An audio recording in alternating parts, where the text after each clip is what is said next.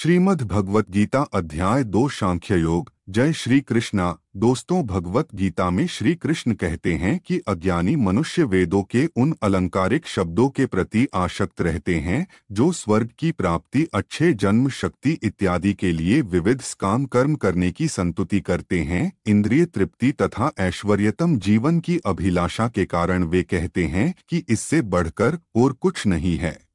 श्री कृष्ण कहते हैं कि जो लोग इंद्रिय भोग तथा भौतिक ऐश्वर्य के प्रति अत्यधिक आसक्त होने से ऐसी वस्तुओं में मोहग्रस्त हो जाते हैं, उनके मनों में भगवान के प्रति दृढ़ निश्चय नहीं होता। श्री कृष्ण कहते हैं, जिस प्रकार एक छोटे से कूप का सारा कार्य एक जलाशय से तुरंत पूर्ण हो जाता है, उसी प्रकार वेदों के आंतरिक तात्पर्य जानने वाले को उसके सारे प्रयोजन सिद्ध हो जाते हैं। अर्जुन, तुम्हें अपना कर्म करने का अधिकार है, किंतु क्रम के फलों के तुम अधिकारी नहीं हो। तुम न तो कभी अपने आप को क्रम के फलों का कारण मानो और न ही कर्म करने में कभी आसक्त हो।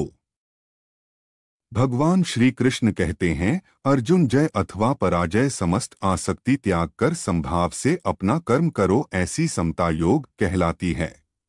हे धनंजय, भक्ति के द्वारा सब गर्हित कार्यों से दूर रहो और उसी भाव से भगवान की शरण ग्रहण करो। जो व्यक्ति अपने सकाम क्रमफलों को भोगना चाहते हैं, वे कर्पण हैं।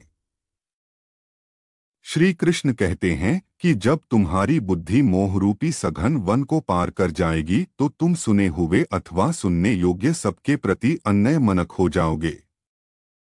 श्री कृष्ण कहते हैं कि जब तुम्हारा मन वेदों की अलंकारमयी भाषा से विचलित न हो और वह आत्म साक्षात्कार की समाधि में स्थिर हो जाए, तब तुम्हें दिव्य चेतना प्राप्त हो जाएगी। श्री भगवान कहते हैं, हे पार्थ, जब मनुष्य मनोधैर्य से उत्पन्न होने वाली इंद्रिय तृप्ति की समस्त मनोकामनाओं का परित्याग कर देता है और जब इस तरह से विशुद्ध हुआ उसका मन आत्मा में संतोष करता है, तो वह विशुद्ध दिव्य चेतना को प्राप्त कर जाता है। श्री कृष्ण कहते हैं, इस भौतिक जगत में जो व्यक्ति न तो शुभ की स्थिति से हर्षित होता है और न ही अशुभ के प्राप्त होने पर उससे घृणा करता है, वह पूर्ण ज्ञान की स्थिति में होता है। श्री कृष्ण कहते हैं कि जिस प्रकार कछुआ अपने अंगों को अपने खोल के अंदर संकुचित कर लेता है, उसी प्रकार जो मनुष्य अपनी इंद्रियों को इंद्रिय विषय से खींच लेता, वह पूर्ण चेतना और सुदृढ़ता पूर्वक स्थित हो जाता है। श्री कृष्ण कहते हैं, हे अर्जुन, इंद्रियां इतनी प्रबल तथा वेगवान हैं कि वे उस मनुष्य के मन को भी बलपूर्वक हर लेती हैं जो उन्हें वश में करने का प्रयास करता है।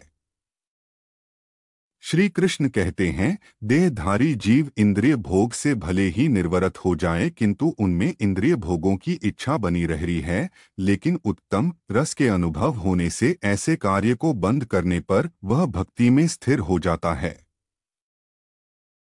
दोस्तों, ये कहानी आपको कैसी लगी कमेंट करना और वीडियो को लाइक करके चैनल को सब्सक्राइब कर ले। तो मिलते हैं किसी अगली कहानी में, तब तक के लिए जय श्री राम।